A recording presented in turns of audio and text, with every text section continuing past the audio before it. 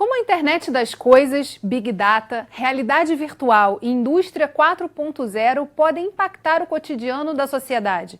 De que forma elas podem contribuir para o aumento da competitividade no país? E como preparar os governos para enfrentar essa mudança de paradigma imposta pela tecnologia? Perguntas difíceis, né? Mas necessárias quando falamos do futuro e do presente. Esse ano o Rio em Foco mergulhou nesses temas, ouviu especialistas e separou os melhores momentos na retrospectiva que começa agora. Vem com a gente!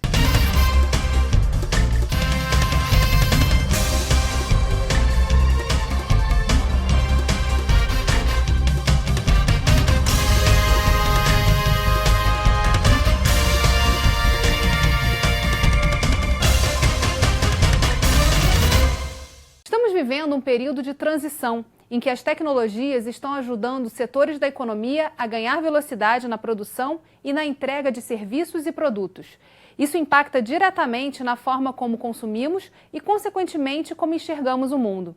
E para quem acha que realidade virtual, inteligência artificial e indústria 4.0 são o futuro, um alerta. Essa mudança já está ocorrendo agora. Um exemplo é o setor da moda. Esse ano foi inaugurada no Rio de Janeiro a primeira confecção 4.0. Vamos ver como funciona. Imagina entrar em uma loja de roupas e, em vez de escolher o seu produto exposto nas araras ou na vitrine, você ter a opção de um espelho virtual. Pareceu diferente? Ousado? Na verdade, é mais que isso. É a confecção 4.0 que está chegando para revolucionar o mercado através da integração entre o espaço virtual e o físico. Primeiro, o cliente se posiciona para tirar suas medidas, escolher o produto que deseja comprar e a estampa. No próximo passo, ele assina, informa seu e-mail e então inicia-se o processo de confecção. Tudo começa com a impressão no papel e que segue para uma esteira. Nessa etapa, ocorre a transferência do molde para o tecido através da sublimação. Na sequência, a peça é levada para uma mesa de corte e então chega nas mãos da costureira. Essa é a única fase em que há interferência humana no processo de confecção. As últimas etapas também ficam por conta das máquinas. Com a roupa já pronta, o robô coloca a etiqueta, embala e entrega para o cliente no final. Mas se você pensa que parou por aí, se enganou. O consumidor, após experimentar a roupa, fica diante de uma câmera que capta o grau de satisfação e sai do provador com a sua peça customizada com a própria assinatura. Yes, I like it. Very nice, it's very soft. Yes, I like it. Eu achei demais. E na hora que tava fabricando, eu achei que ia ficar curta. Na hora de colocar, ficou perfeita. Seria uma roupa que eu compraria para ir pra academia tranquilamente. Justamente essa fábrica ela serve para demonstrar os conceitos e tecnologias. Nós estamos chamando de componentes tecnológica, né? Ela é uma fábrica que ela demonstra muita tecnologia ao longo de todo o processo.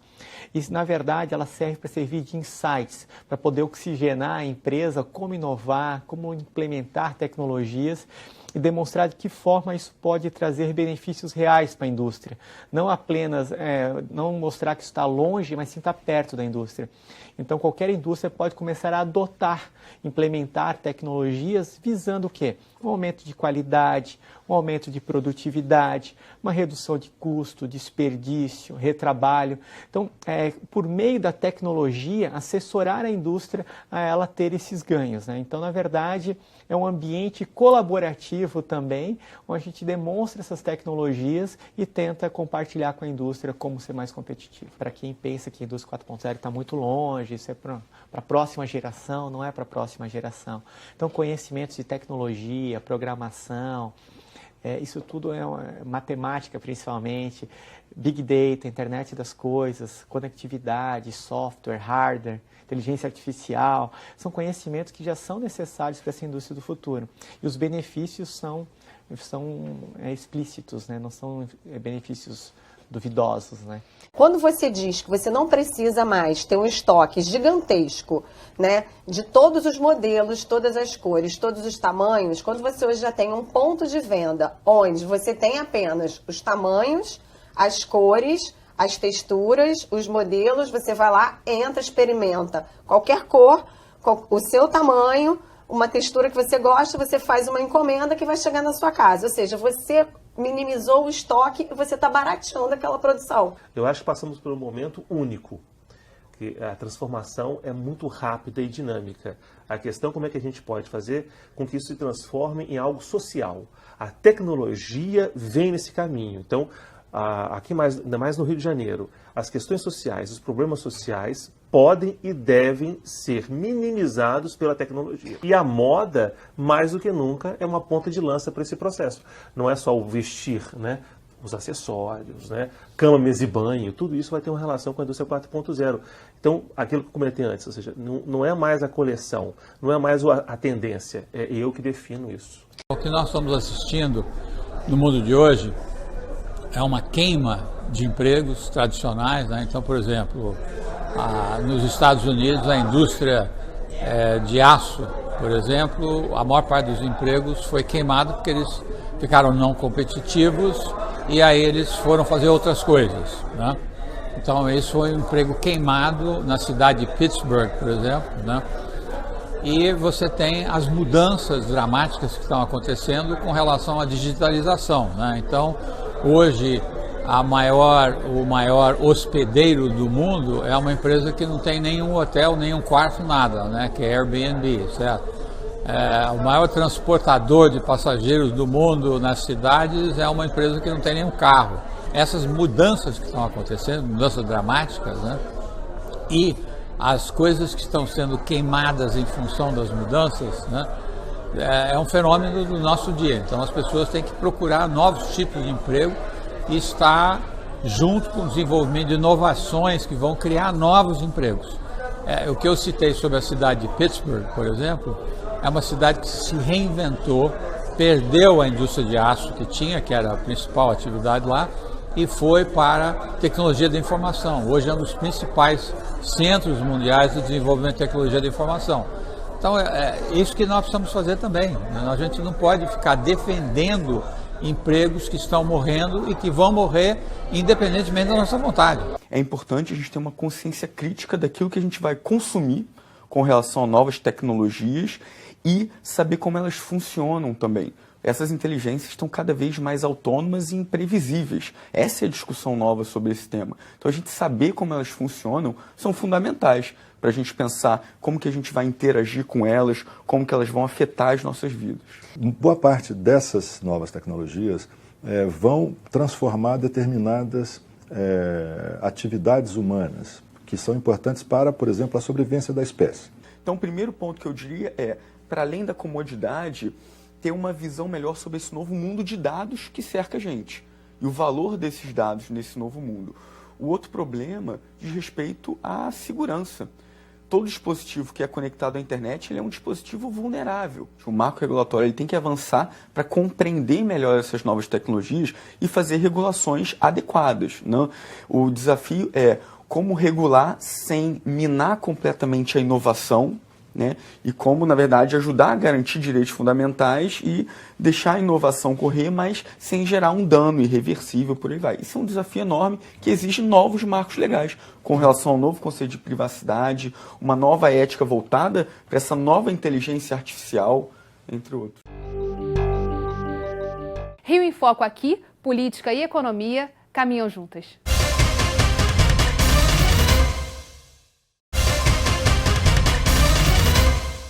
E o setor de óleo e gás, em que ainda está ancorada a economia do Estado, como está olhando e aplicando essas novas tecnologias? Nós estamos em 2017 vendo essa avalanche de tecnologias digitais chegando que vão influenciar fortemente a nossa maneira de trabalhar, a nossa maneira de viver. E a indústria de petróleo e gás não pode ficar fora disso. Então a indústria tem que ser mais competitiva e para se tornar mais competitiva ela tem que inovar.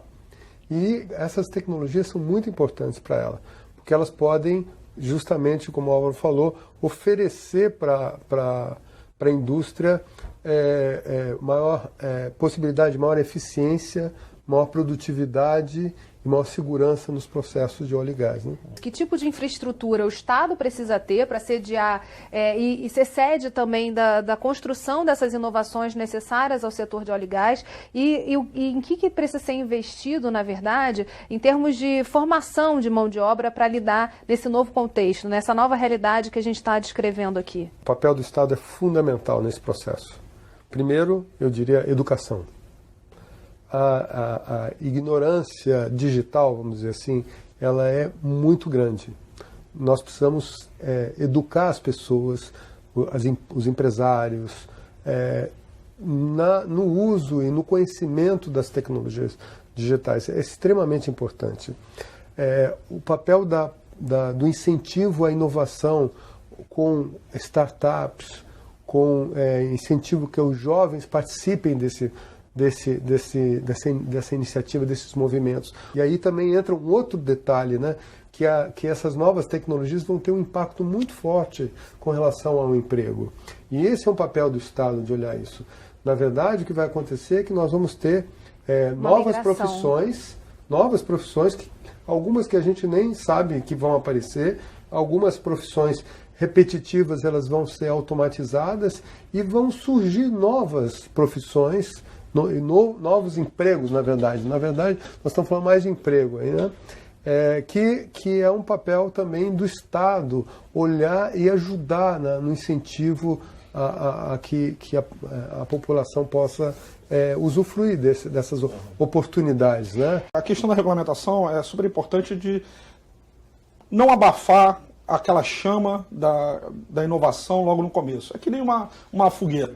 Então, se você tem aquela chama, aquela pequena fagulha de conhecimento que está tentando brotar, não adianta você tentar regulamentar, abafar essa chama. Você tem que exatamente prover o oxigênio para essa chama se desenvolver, e aí quando chegar lá na frente, quando as coisas estiverem maiores, aí sim procurar regulamentar. Então, o processo inicial, não adianta... De novo, o papel do Estado é um papel de facilitador, na minha visão, sobre isso. A inovação, ela sempre vem à frente da regulação. Ninguém regula para algo que ainda não aconteceu, né? Então, uma coisa que o Estado tem que entender é que isso vai acontecer sempre. Foi agora com o Uber, foi com o Airbnb e vai ser com N outras inovações que a gente não tem a menor ideia que vão surgir.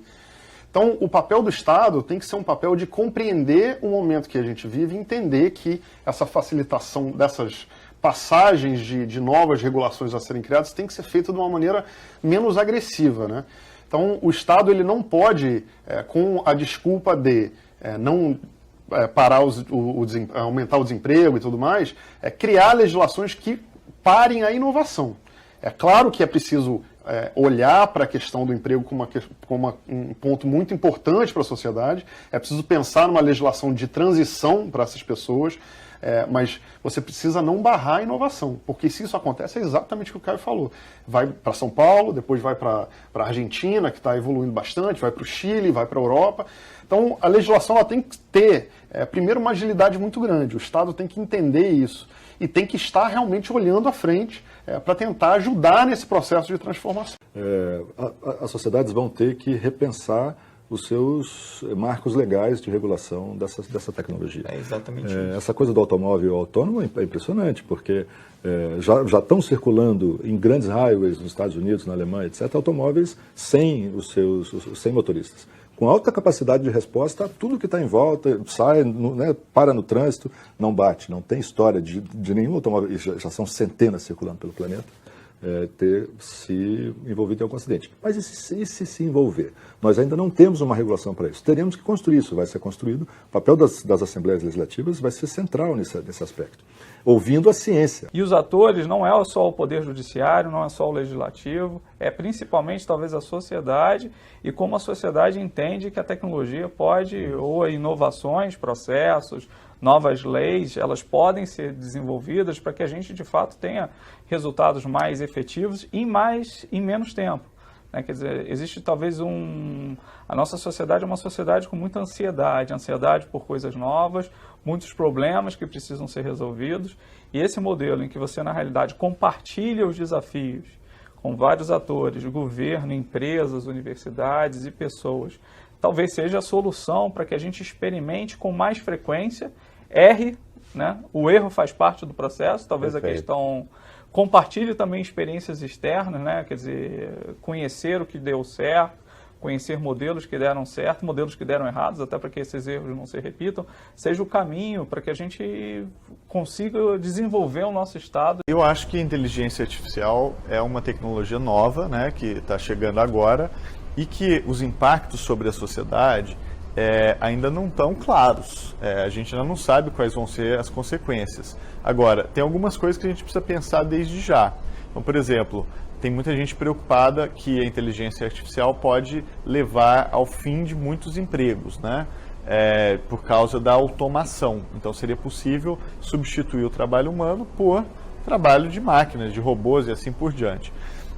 Esse é o lado sombrio, né, e que deixa as pessoas preocupadas. Mas há um lado também positivo, que é um lado de pensar a inteligência artificial como, na verdade, uma grande oportunidade, ainda mais para um país como o Brasil, onde eu acho que poderia ser benéfico, por exemplo, na gestão pública. Eu acho que poderia combater corrupção, poderia levar a maior eficiência do Estado se essa tecnologia viesse a ser aplicada. E esse eu acho que é um ponto positivo que, por sua vez, poderia levar a melhor saúde, educação, inclusive geração de empregos. Então, acho que o impacto vai ser diferente dependendo de cada país e dependendo da forma como ela vier a ser aplicada. E no próximo bloco, o papel do Poder Legislativo em meio a tantas mudanças.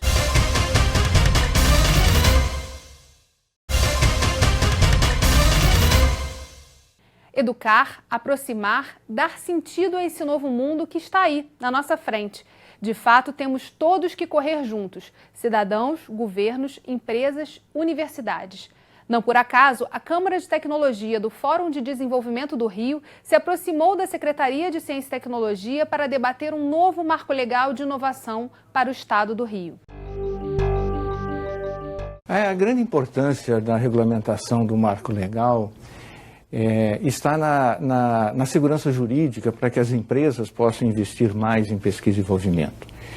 E também no sentido de que elas possam investir na formação de recursos humanos. Hoje, pelo fato de que foi retirado do marco legal a questão do financiamento das bolsas por parte das empresas, né? Isso é muito ruim, porque desestimula, digamos, de certa forma, aquelas empresas que têm um maior investimento em pesquisa e desenvolvimento, de poderem garantir a formação do seu pessoal dentro das especializações que elas necessitam, né? Um dos grandes exemplos que nós temos aqui no estado do Rio de Janeiro é a questão do petróleo. E nós precisamos formar muita gente para o setor de petróleo nos mais diferentes segmentos da engenharia e do conhecimento. Então, recuperar isso é algo extremamente importante dentro do sistema. Que na prática seria tirar os doutores das universidades e trazer eles para o chão da fábrica, para a empresa, para poder trabalhar essa inovação em cima, na solução de problemas que são vistos pelas empresas. Esse é um ponto de fundamental importância. Se nós, por exemplo, a FAPERJ não tem dentro dos seus financiamentos a possibilidade de colocar o doutor dentro da empresa, por exemplo, né? E isso é uma questão que passa pela lei de inovação. A nossa lei de inovação no estado do Rio de Janeiro não cita a questão de bolsas. E esse é um ponto que agora nós, com essa modificação que vem, não podemos perder essa oportunidade, porque colocar o doutor, né, dentro da empresa é transferir esse conhecimento da academia para a indústria. Nessa linha em particular do novo código, existe um ponto que o país precisa atacar, talvez de maneira primordial, que diz respeito ao relacionamento entre o ente privado e o ente público. Se nós pensarmos no Brasil, diante do mundo, existe talvez uma concentração exagerada de geração de conhecimento no país, nas instituições públicas. Num país, por exemplo, como os Estados Unidos, as empresas privadas têm um papel muito relevante na geração do conhecimento e na geração da inovação. No entanto, no país, o conhecimento ele é concentrado nessas instituições públicas e como são as empresas que têm a missão de disponibilizar os novos serviços e os novos produtos, se não há uma legislação suficientemente robusta que permita que essas empresas privadas e os entes públicos conversem e que esse conhecimento flua para se completar a cadeia do conhecimento, ocorre uma interrupção do processo. E eu entendo que esse é um dos problemas que o país enfrenta. A nossa legislação ela é excessivamente preconceituosa com o relacionamento entre o público e o privado nessa área do conhecimento.